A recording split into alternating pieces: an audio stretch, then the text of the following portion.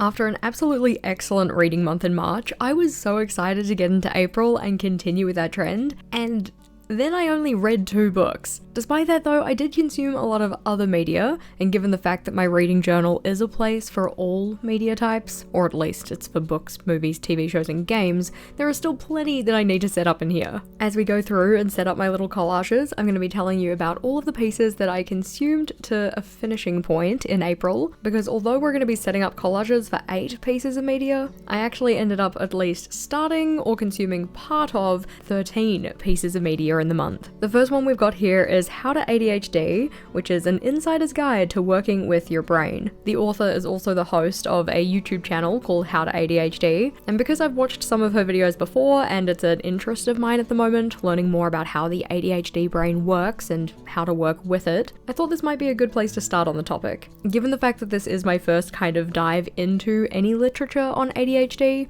or anything in kind of like, a book format, I think that this was a pretty good place to start. Though in reading some of the reviews from other people, on Goodreads in particular, there was talk about a lot of the information not necessarily being new, and I find that that's a kind of common issue with any type of self-help book. If you're really into that world or really into that topic, then finding books that bring a new perspective or new content or anything to that idea can be kind of tricky to find. Given that this is the first book that I've read on ADHD though, I thought it did have a lot of good takeaways.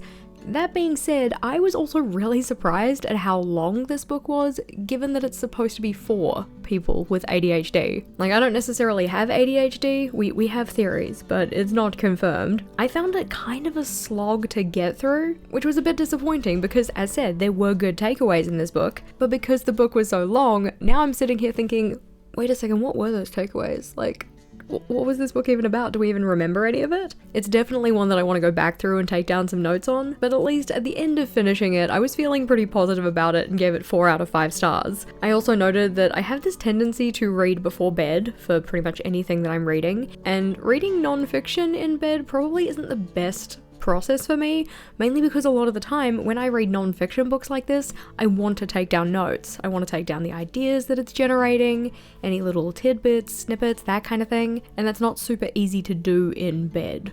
I'm kind of tempted to make like Thursday afternoon my dedicated non-fiction reading time, mainly because Thursdays are my energy slump day, and it's not like I'm getting much work done anyways, so why not dedicate it to learning? The next piece of media though is actually one that comes from my 12 recommendations from friends, and this was the movie Twister, which was released in 1996. This one was picked by Vogel, mainly because at the time of asking him to select things for this 12 recommendations from friends, he had very recently watched Twister. I don't necessarily think it's the greatest movie of all time or anything, and I certainly don't think it's one of his favorite movies, but he really enjoyed it, so he thought that I would enjoy it too. I ended up giving this one a 3 out of 5, mainly because I just found the main character incredibly unlikable. The general premise is that he has a new fiancé, and in order to marry said fiancé, he has to get his divorce finalized from his former fiancé. Him and his former fiancé were effectively what I'm gonna call like tornado chasers, with our male main character being the tornado whisperer. He is definitely not referred to as that in the film, or at least I don't think he is.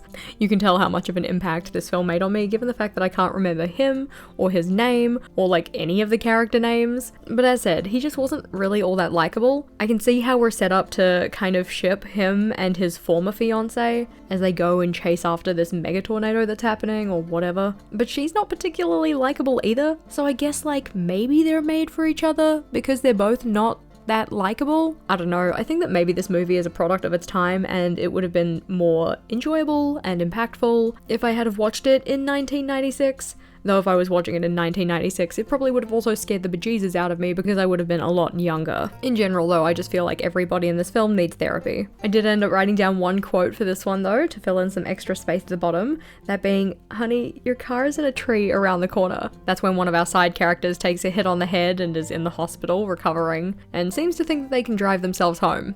Not that they have much of a home to drive home too. The next piece of media we have though was a TV show or miniseries, that one being Adolescence, which I watched on Netflix. I actually just watched this kind of on a whim. I was doing some work that didn't require me to have any sound playing or any voice recording, but I essentially went into this one knowing pretty much nothing about the plot. It was one of those instances where you're kind of randomly or aimlessly scrolling through an app and it pops up a recommendation and you just go, sure, why not? The only tiny tidbit that I'd seen about it before going into it was that there was something interesting about the way it was shot, and that was something that was actually really cool about this show. Each of the 4 episodes is shot in one continuous take, which makes me wonder how much practice went into getting that take, because if you stuff something up right in the middle of it, you effectively have to start the whole thing again. Either that, or if they did film it in individual clips, the editing to put those together must have been done so well, because it doesn't seem like there were multiple clips. One of the scenes in particular that happens not in the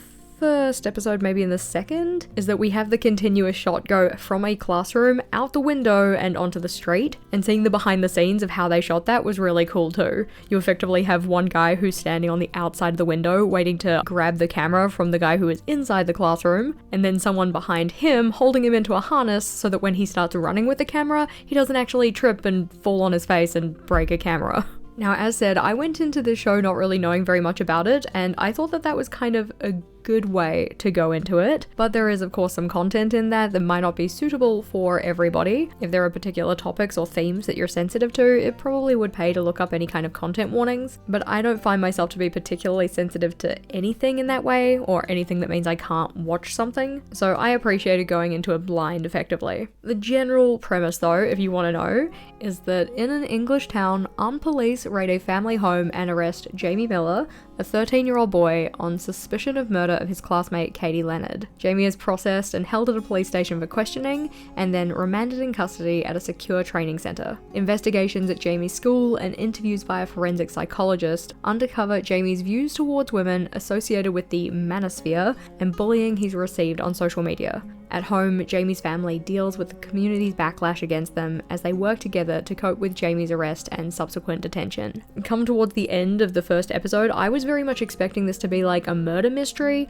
It was not a murder mystery. There was not a lot of mystery involved, but despite that, despite effectively getting the wrong end of the stick about what this was going to be about, this was probably one of the most, I'm not going to say necessarily enjoyable, but maybe impactful pieces of media that I consumed this month. That and the next one that we're doing a little collage for, which was also a mini-series, this one being called Devil in the Family, The Fall of Ruby Franke. This is another one that probably is worth looking up content warnings if you have particular sensitivities, especially given the fact that this is a true docu-series, whereas Adolescence is more of like a dramatization of what could possibly happen. This one is about Ruby Franke though, who is a former YouTuber, family vlogger, and through the 3 episodes, we effectively get to see the rise to fame, like how she came to form an audience of millions of subscribers, the actions that caused her audience to shift their perspective of her in a negative way, how she came to meet and get involved with her life coach Jodie Hildebrandt, and how that eventually led to her conviction as a child abuser. Prior to watching this one, and I feel like a year, maybe more ago, I did see some small snippets of this story out on the internet through things like reels and shorts and whatever, but it was really interesting to get to dive deeper into that and hear from affected parties. The hard part about docuseries like this is that we're very obviously not getting the full story, but it was kind of insane to see how such a public figure could go down such a dark path, and as someone who also vlogs occasionally, not all the time, it was interesting to hear about some of the things that were picked up on as evidence that she was not in her right mind prior to the child abuse and such, more so just when she was doing the family vlogging. Things like doing multiple takes to get things sounding right, asking people to refilm things so that they can bring the right energy. As someone who will totally do that, I didn't really see those as things that would indicate that she was mentally unwell,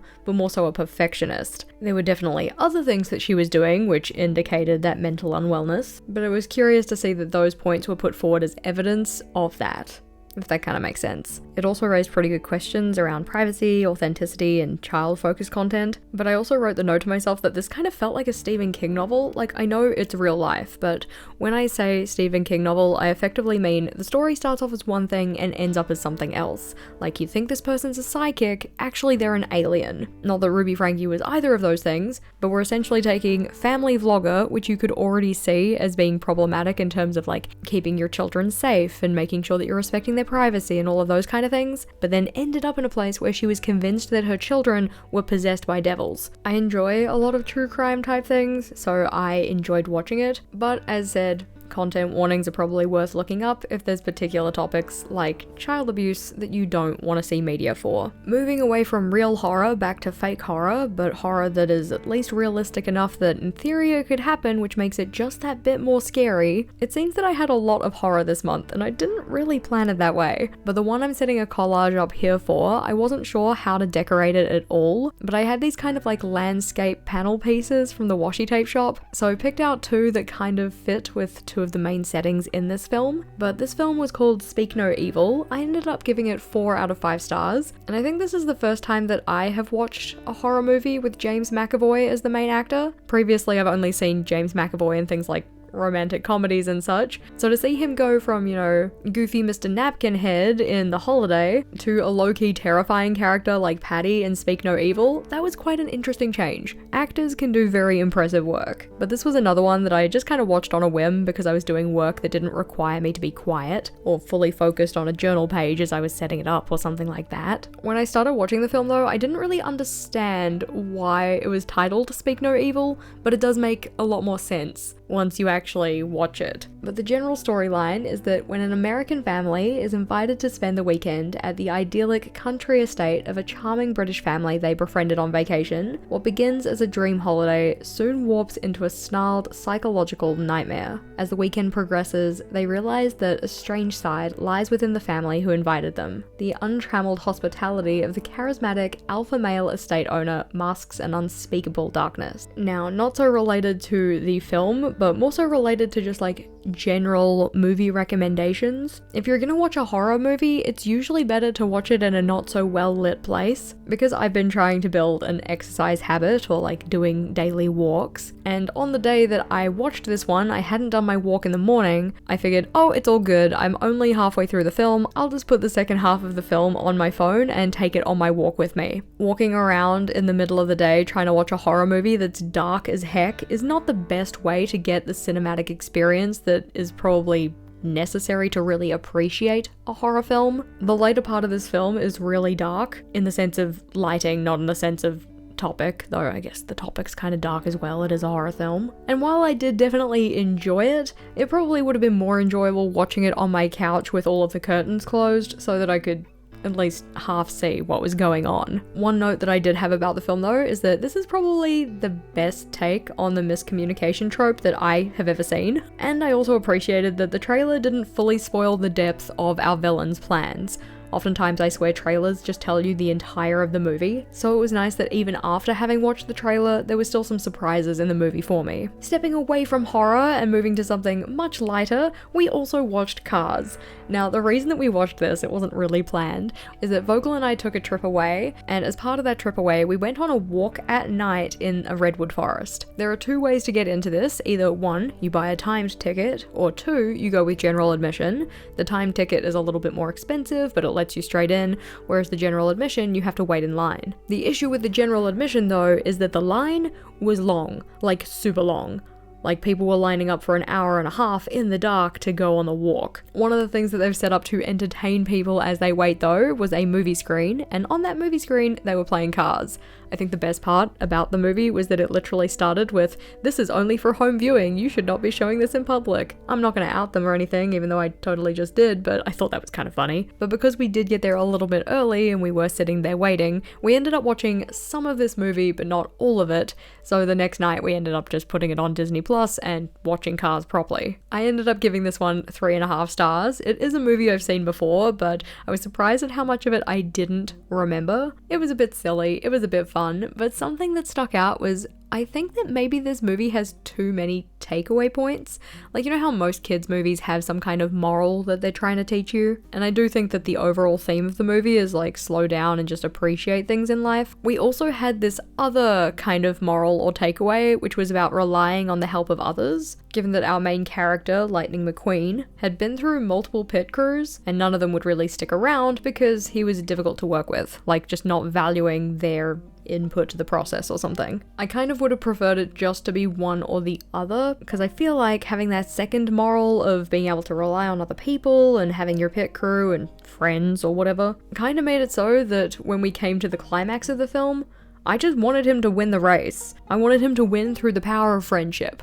I will say though, I did enjoy that movie more than I enjoyed Twisters, so there was at least that. I was also pleased to find at least one sticker in my sticker stash that matched for the car's aesthetic or vibe, and I also put in some of the checkered washi tape because it reminded me of the races. Coming to my second and I guess last book of the month. Okay, technically speaking, I did read another book. It was The Love Hypothesis. I just didn't finish it, so I don't include it in my April pages. We'll talk more about that one in the May reading wrap up, but this entire page is being dedicated to our book club read, that one being Strange Beasts by Susan J. Morris. I had, again, no idea what this book was about going into it, mainly because I'm very adverse to spoilers, and as I end up noting in the first little part of my blurb, I need to stop reading the Boudreaux Buddies book club space that talks about our reads before I have read my read. I am way too easily influenced by the opinions of others, so if I go into the chat space before I've actually started or finished reading a book, I'm gonna read the opinions of other people and end up with a perception that is completely warped. More often than not, this works against me, so even if it isn't in the book club space, maybe if it's looking at Goodreads or any other kind of review space, maybe it's just because my algorithm is busted, but it just wants to show me the opinions that are less than stellar, the ones where people haven't enjoyed something. And the first little snippets that I saw about this book were about people not really enjoying it. Having read that, I came into this book expecting it not to be a great time. I'm like, a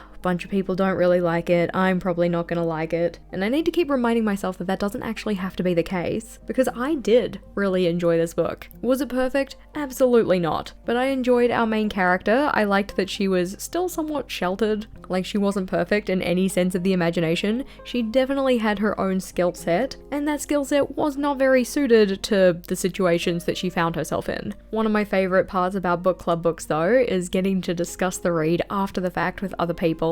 And for that reason, I do always try to do these review layouts after we've had the meeting, mainly because I just enjoy hearing other people's perspectives once we've all finished the book, and in particular once I've finished the book and been able to make my own opinions. Typically because when I have those conversations with other people after I've finished the book, then I can hold those opinions up and consider whether I want to kind of bake it into my own opinion of the book. For instance, one of the points that we talked about in our book club meeting was the fact that we have a lot of characters in this book who are based on other previously established characters in literature. For instance, we have our main character, Samantha, who is actually Samantha Harker, who is daughter of Mina Harker, which is in stories related to Dracula. Samantha is teaming up with Dr. Helena Moriarty, who is daughter of Moriarty from the Sherlock stories. And we also have the son of Van Helsing, who, oh my god, the worst, so annoying. Like, every time he was on the page, I was just like ready to throw fisticuffs. He irritated me immensely, though that was also his purpose in the story, so it's not like I was annoyed about something that I'm not supposed to be annoyed about. But in terms of opinions surrounding this, some people found it kind of like lazy writing almost, to rely on these other characters that have already been established, and also possibly confusing, because if you're not familiar with those stories or those characters, then it might just be confusing having the characters in this book compared with these other characters that we don't really see or hear from or elaborate on. For others, myself included, I thought this was a really nice shortcut into the world building. Like, we can get an appreciation of the backstory of our characters because we have a familiarity with these other previously established characters from literature. Getting to discuss these things is always why I really enjoy our book club meetings, and of course if you want to join our book club, you're more than welcome to. There is a link in the description box if you want to get involved. It's completely free. You don't have to read the book every single month, because not all books will be for all people, but we'd love to have you join us. In terms of what the book is about though, at the dawn of the 20th century in Paris, Samantha Harker, daughter of Dracula's killer, works as a researcher for the Royal Society for the Study of Abnormal Phenomena, but nobody realizes how abnormal she is. Sam is a channel into the minds of monsters, a power that could help her solve the gruesome deaths plaguing turn-of-the-century Paris, or have her thrown into an asylum. Sam finds herself assigned to a case with Dr. Helena Moriarty, daughter of the criminal mastermind and famed nemesis of Sherlock Holmes, who is also a notorious detective whom nobody wants to work with, on account of her previous partner's mysterious murders. Ranging from the elite clubs of Paris to the dark underbelly of the catacombs, their investigation sweeps them into a race to stop a beast from its killing rampage, as Hel and Sam are pitted against men, monsters, and even each other. But underneath their tenuous trust, an unmistakable attraction brews. Is trusting Hel the key to solving the murder, or is Sam yet another pawn in Hel's game? One thing I will say is that I really enjoyed the friendship between our two female characters, and towards the end of the book there's this kind of question as to whether a romance is budding there. I kind of hope that it's not a romance. I actually just really liked them as friends, but if it does turn out that way, I'm sure it'll be cute as heck and I'll still enjoy it. I do love a good romance. Speaking about romance, the two characters that I want to get together on a show I've been watching are almost there. We are almost there with them together and I am all for it. That show that I'm talking about would be The Rookie, which we're setting up a page for here. And previously I said that I was probably going to use a full spread for any season of a TV show, and that would certainly be necessary if I had a lot more decoration that I wanted to do here, but I didn't really have a lot of cop related stickers or decorative pieces. Instead, I just found one of the promo photos and cut it out around our two characters and stuck that to the bottom of the page.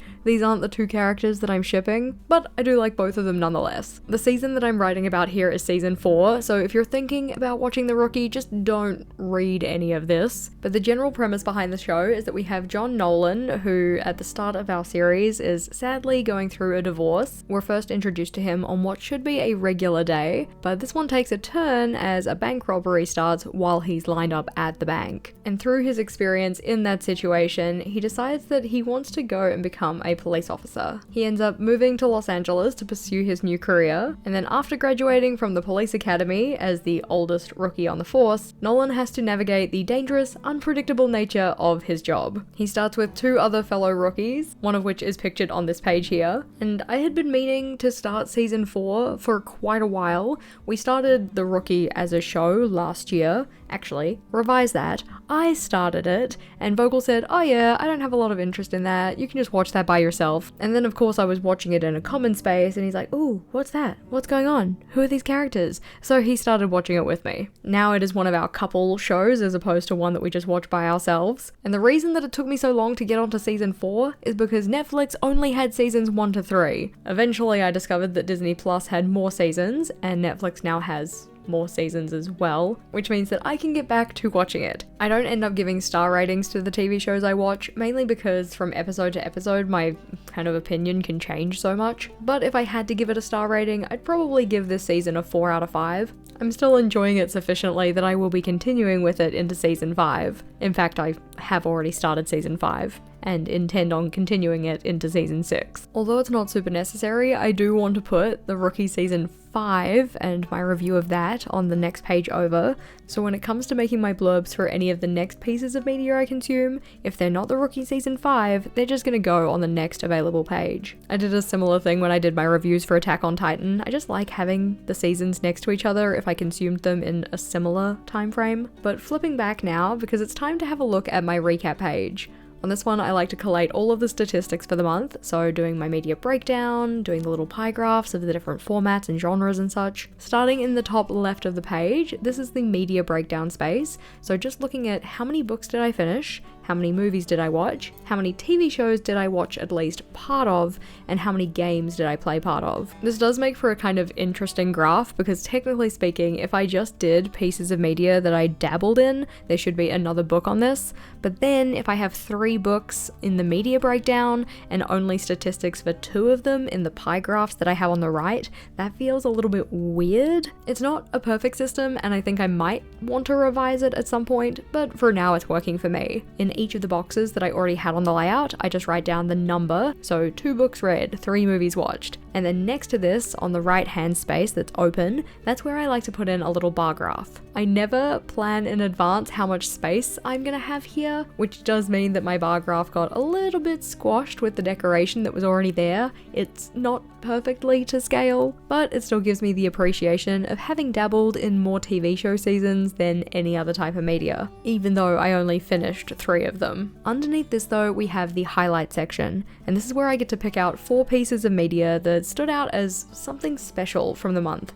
This could be because I really liked them, or it could be because there's some other kind of memory tied up with them that made them impactful. The ones that I selected were Adolescence, Devil in the Family, The Fall of Ruby Frankie, The Rookie Season 4, and Strange Beasts. And then underneath this, I have my quotes section. I still want to get better at making sure that I save quotes from different things that I'm watching and reading. I'm not very good at saving them anywhere that means that they're easy to reference later. But the quotes that I selected were, "Men like him are entirely too quick to call a woman mad or monstrous just because she can do something they can't." That one came from Strange Beasts. The next quote was, "What you think is more important than what is true." That one coming from Adolescence. In a later episode when the psychologist is talking to Jamie and trying to get deeper insights into his thoughts around women. And then the last quote that I put in, I didn't actually have enough space to write it in full, but it should be, "My pursuit of focus made me less creative." This one coming from How to ADHD,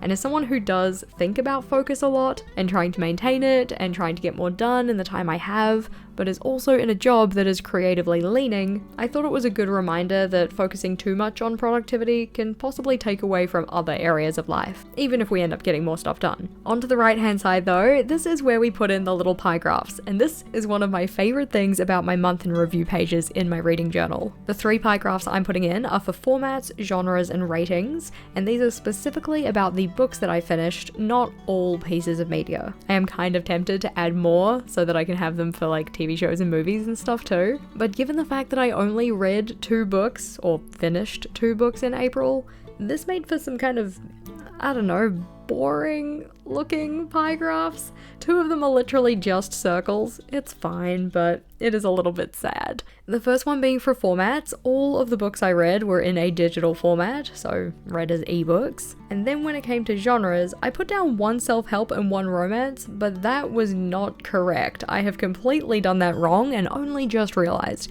So I'm gonna have to pull that one out and start again. Strange Beasts is definitely more fantasy than it is romance, so that's gonna need to be fixed. But in terms of average rating, that one's easy because it's just based on numbers, and given that I rated both of the books 4 out of 5 stars, we again just have a circle. The bottom section though are my at-a-glance statistics. For this one I wrote down that I read 839 pages across the 2 books that I finished. I wrote down that 0 of those were in series, even though one of them definitely was because Strange Beasts is a series. And I noted down that I had 1,510 minutes of watch time across the movies and TV shows that I finished. So only a couple of things to fix up on this page, but the general structure is still right. Flipping back so that we can have a look at all of the pages in the April section though, even though I didn't read as much this month as I probably would have liked to, I still feel like I had a pretty good media month. I got to check off some items from my 25 and 2025 lists, also checked off one of my recommendations from friends, and started reading a book that ended up being a 5-star read for me, because now as we're part of the way through May, I have finished that one and I'm excited to share it with you in our next wrap up. With May being the month of the Goober Readathon, I'm very excited to be making a lot more reading collages for May, plus we also have the June setup in this one coming next week. To be sure that you don't miss out, make sure that you're subscribed to the channel, and if you wanted to see any of the other videos that are related to this notebook in particular, then the playlist on screen is the next one to check out. Click or tap on that one and I'll see you over there.